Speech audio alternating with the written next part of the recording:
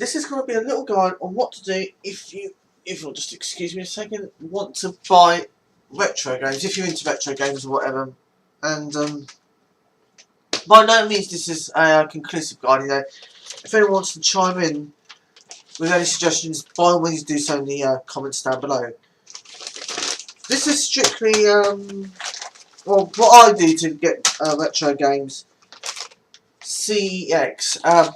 They're a big chain over here in the UK, and they stock anything electronic second hand. Games, phones, consoles, PC motherboards, components, graphics, GPUs, whatever.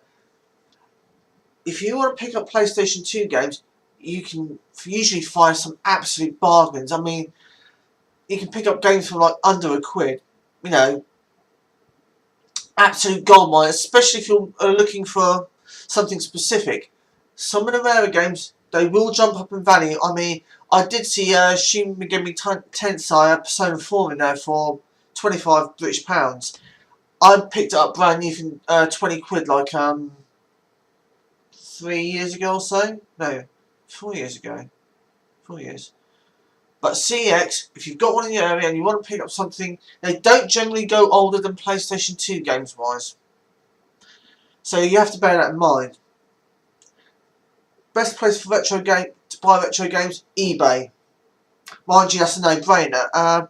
eBay, that's got to be slightly dearer, you know, especially if you do find something that's rarer. You know, not many copies were pressed, so you would legitimately pay through the nose.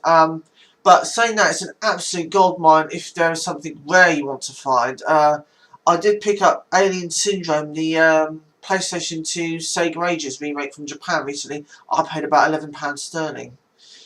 Of course, Alien Syndrome, the remake that Sega did, was not included on the PAL version of the Sega Ages collection on PlayStation 2. It was over in the States, but not in Britain or mainland Europe, because they wanted to get a low rating, as in age restriction rating.